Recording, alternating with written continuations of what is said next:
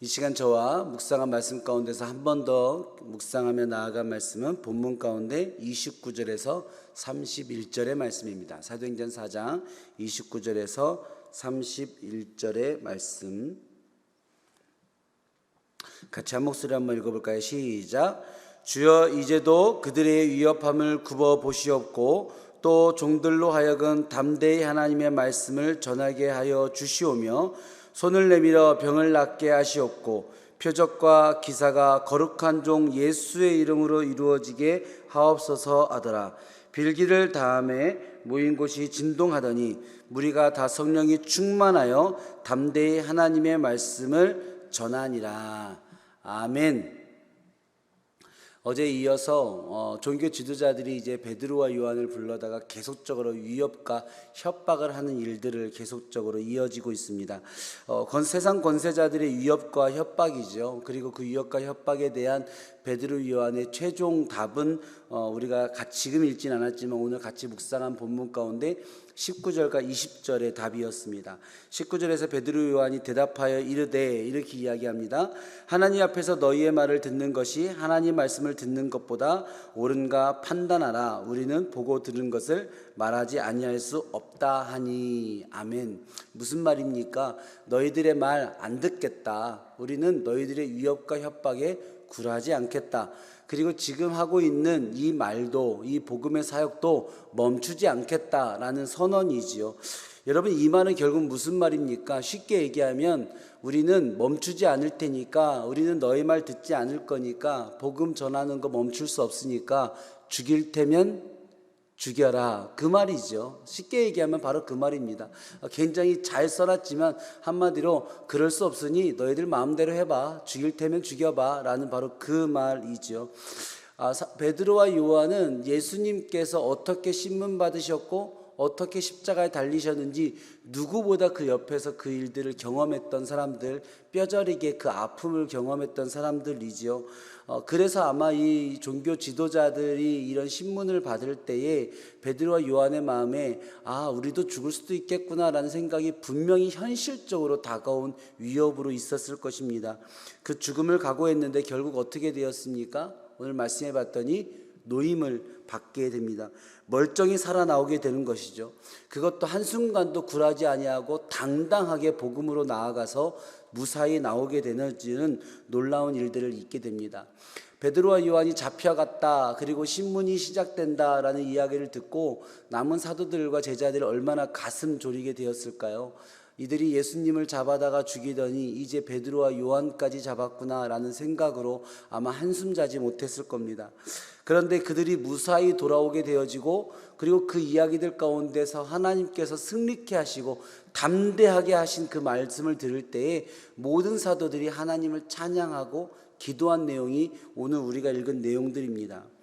복음 사역 가운데 찾아온 고난을 이겨내고 드리는 오늘 사도들의 이 기도문은 이 땅에 여전히 복음의 사명으로 살아가는 모든 사람들이 여전히 매일매일 기도해야 될 바로 그 기도문이 되어야 된다라는 생각을 하게 됩니다. 그래서 그 기도문을 저와 함께 이 시간에 한 번 더 읽은 것인데요. 29절 30절의 기도문에 보면 이 기도문은 세 가지 내용으로 나누어져 되어져 있어요. 첫 번째는 대적들의 위협함을 굽어 보아 주시옵소서라는 기도입니다. 대적들의 위협함을 굽어 보시옵고에서 이 굽어보다라는 것은 에피데라는 단어가 쓰여졌는데요. 어떤 대상에 대해서 위에서 내려다보면서 관심 있게 보는 것을 이야기합니다. 굽어보다, 위에서 그것을 관심 있게, 한순간도 놓치지 않는 관심으로 주의 깊게 살펴보는 거죠. 무슨 뜻인가요? 대적들이 우리를 계속 위협할 텐데 그것은 하나님이 지켜봐 주십시오 라고 하나님께 맡기는 기도입니다. 내가 그것을, 이 사람들이 나를 어떻게 하려고 하나, 무슨 수를 쓰나, 나를 잡으러 오나 안 잡으러 오나, 내가 관심 있게 지켜보는 것이 아니라 하나님이 잘 봐주십시오, 하나님이 잘 지켜봐 주십시오, 하나님께 그 대적들의 위협함을 맡기고 있는 거죠. 두 번째 기도는 담대히 하나님의 말씀을 전하게 하여 주시오며 라는 기도입니다. 담대히 하나님의 말씀, 두려움을 하나도 가지지 않게 하여 주시옵소서라는 원어의 뜻이 있어요. 특별히 이 기도 가운데 우리가 주목해 볼 것은 이 주옵시며라는 단어 안에 지금 즉시라는 뜻이 담겨져 있는 원어의 말을 사용했다라는 것입니다. 지금 사도들의 상황이 어떤 상황입니까? 복음 전하다가 죽음 직전까지 갔다가 살아온 상황이에요. 복음 전하다가 잡혀가서 하룻밤 감옥에 있고 신문 받다가 나온 상황입니다. 그런데 그 상황 가운데서 하나님께 기도하는 기도의 내용이 뭐냐면, 하나님, 저희들 지금 바로 기도하게, 다시 복음 전하게 해주십시오 라고 하나님께 다시 기도하고 있다는 거죠. 세 번째로 기도의 내용은 손을 내밀어 병을 낫게 하시옵고 표적과 기사가 거룩한 종 예수의 이름으로 이루어지게 하옵소서라고 기도하고 있습니다. 우리가 복음 전할 그곳에 하나님의 능력이 나타나게 해달라고, 우리가 이렇게 대적의 위협 가운데 있지만 우리가 두려움을 이겨내고 지금 즉시 우리의 삶의 자리에서 복음 전하는 삶 살아갈 때 그 자리에서 하나님의 기적과 역사, 하나님의 능력이 나타나게 해 주십시오 라고 기도하고 있는 것입니다. 오늘 이 사도들의 이 복음 사명을 위한 이 기도문을 보면 우리가 복음을 전한다는 것이 무엇인지 한편으로 우리가 정의해 볼 수 있다라는 그런 생각이 들었어요. 사도들의 기도 안에 복음 전하는 사람들의 삶과 마음과 태도가 무엇 어때해야 되는지가 오히려 이 기도문 안에 또한 명확하게 드러나고 있다는 것이죠. 여러분, 복음의 사명으로 하루를 살아간다는 것은 무엇일까요? 복음의 사명으로 하루를 살아간다는 것은 반대하고 대적하는 자들은 하나님께 맡기는 것입니다. 그리고 두 번째로 두려움 없이 그 삶을 즉시 살아내는 것입니다. 그리고 마지막으로 전도의 현장에서 예수의 이름으로 일어나는 기적과 능력을 경험하는 하루를 산다는 것입니다. 오늘 이 말씀을 읽는, 그리고 이 동일한 기도를 드리는 여러분들의 하루의 삶이, 여러분의 복음 사명의 삶이 바로 그러한 삶이 되어지기를 축복합니다. 여러분, 여러분의 복음의 사명을 대적하는 대적들의 위협함이 있습니까? 협박이 있습니까? 하나님이 잘 지켜보고 계실 것입니다. 잘 하나님이 보고 계시니 그 일은 이제 또 하나님께 맡기는 거죠.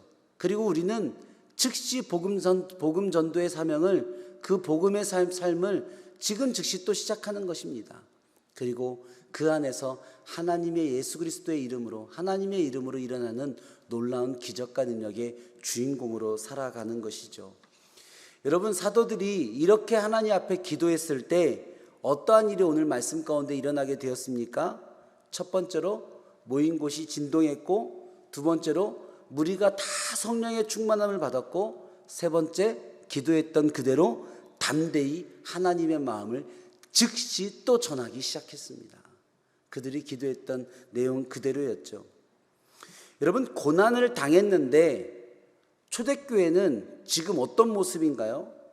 고난을 이겨냄으로써, 고난 가운데 예수 이름으로 승리함으로써 더욱 하나가 되었습니다. 그리고 무리가 더 성령으로 충만해졌습니다. 우리가 삶을 살아가면서 또 주님의 사명을 감당하면서 찾아오는 고난을 다른 것이 아니라 내 힘과 내 권세와 내 이름으로 이겨내지 않고 예수님의 권세와 예수님의 이름으로 이겨냈을 때 우리가 얻는 승리가 바로 이것인 것입니다. 내 힘과 내 이름으로 이겨내면 아무것도 남는 것이 없지만, 두려움이 남지만, 우리가 예수의 권세로 이겨내고 예수의 이름으로 이겨내게 되면 그 이름의 승리 이후에는 하나님께서 우리를 더욱 하나 되게 하시고 우리가 더욱 성령 충만하게 하시는 하나님의 놀라운 이야기들을 경험하게 되는 것이죠. 여러분, 우리가 우리 삶 가운데 있는 고난, 우리의 교회의 사역 가운데 있는 고난을 잘 이겨내므로 우리의 삶의 자리도 더욱 예수 성령으로 충만해지는 그러한 놀라운 역사를 경험하기를 원합니다. 오늘 우리가 읽은 이 사도들의 기도문 29절, 주여 이제도 그들의 위협함을 굽어보시옵고 라는 문장을 메시지 성경, 유진 피터슨이 번역한 메시지 성경은 이렇게 시작을 했습니다. 이제 그들이 또 시작합니다 라는 말로 이 기도문을 번역했습니다. 참 의미가 있는 번역이라는 생각이 들었습니다. 그들이 지금까지 사도들을 붙잡아 두었습니다. 그들을 위협했습니다. 협박했습니다. 근데 그 고난으로부터 노임을 받았습니다. 그런데 사도들은 무엇을 알고 있는 겁니까? 그들이 여기서 멈추는 것이 아니라, 이제 일이 끝난 것이 아니라, 이 고난과 위협이 끝난 것이 아니라, 주여, 이제 그들이 또 시작합니다. 그들이 또 시작할 걸 압니다. 그러니 이렇게 기도합니다 라고 기도를 시작하고 있는 거죠. 여러분, 한 가지 우리가 정확히 알고 있는 확실한 사실 하나 있습니다. 우리의 가정에 사단 마귀의 시험과 유혹은 또 오늘 하루 또 시작될 것이라는 것입니다. 복음을 전하는 사명의 자리에 위협과 대적과 협박은 오늘 하루 또 시작할 것이라는 것입니다. 우리의 가정에도 한소망 이름교회도 고난은 여러분 또 시작할 것입니다.